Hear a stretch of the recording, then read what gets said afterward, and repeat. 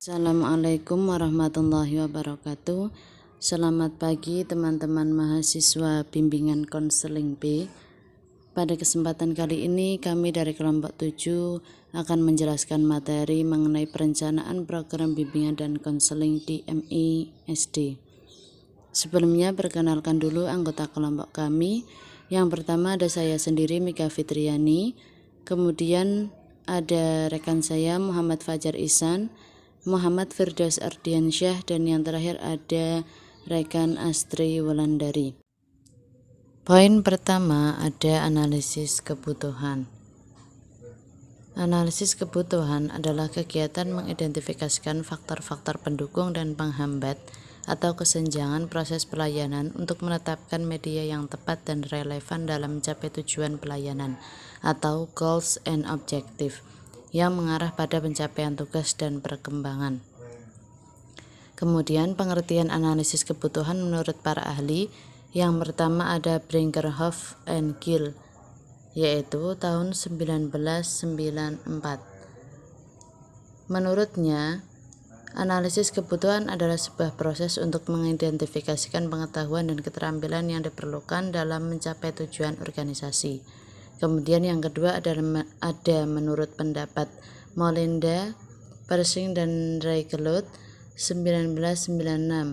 Analisis kebutuhan adalah metode untuk mengetahui sifat dan luasnya masalah kinerja dan bagaimana cara penyelesaiannya.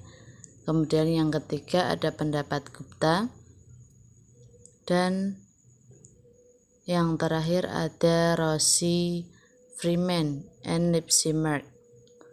Penyusunan program bimbingan konseling.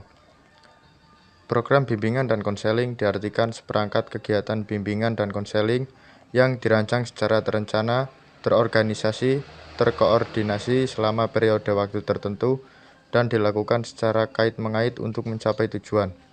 Penyusunan program bimbingan dan konseling dimulai dengan melakukan analisis kebutuhan atas apa yang dibutuhkan oleh konseli dalam rangka pemenuhan tugas perkembangannya. Data yang dihasilkan dari hasil analisis kebutuhan akan menjadi bahan acuan dalam penyusunan program bimbingan dan konseling. Perencanaan sarana dan biaya. Fasilitas atau sarana yang diharapkan tersedia di sekolah ialah ruangan tempat bimbingan yang khusus dan teratur, serta perlengkapan lain yang memungkinkan tercapainya proses layanan bimbingan dan konseling yang bermutu. Ruangan hendaknya sedemikian rupa sehingga di satu segi para siswa yang berkunjung ke ruangan tersebut mereka merasa senang, aman, dan nyaman, serta segi lain di ruangan tersebut dapat dilaksanakan layanan dan kegiatan bimbingan lainnya sesuai dengan asas-asas dan kode etik bimbingan dan konseling. Terkait dengan fasilitas bimbingan dan konseling di sini dapat dikemukakan tentang unsur-unsur tersebut, yaitu yang pertama, tempat kegiatan yang meliputi seperti ruang kerja konselor, ruang layanan konseling, bimbingan kelompok, ruang tunggu tamu, ruang tenaga administrasi, dan ruang perpustakaan.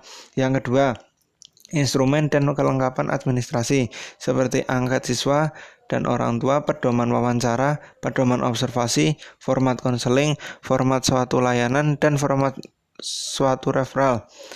Yang ketiga, buku-buku panduan. Yang pertama ada buku informasi tentang studi lanjut atau kursus-kursus. Selanjutnya modul bimbingan atau buku materi layanan bimbingan, buku program tahunan, buku program semesteran, buku khusus, buku harian, buku hasil wawancara, laporan kegiatan layanan, data kehadiran siswa, leker BK, dan buku realisasi kegiatan BK. Yang keempat, perangkat elektronik seperti komputer dan tape record. Yang kelima, filing cabinet, yaitu tempat penyimpanan dokumentasi data siswa-siswa. Kemudian selanjutnya ada sarana yang diperlukan untuk menunjang layanan bimbingan dan konseling adalah sebagai berikut. A. Yang pertama, tempat bekerja dan melaksanakan kegiatan BK. B. Peralatan instrumen BK, termasuk instrumen pengungkapan masalah dan kondisi siswa, baik yang bersifat tes maupun non-tes format. C. Bahan-bahan informasi seperti informasi pendidikan dan informasi jabatan.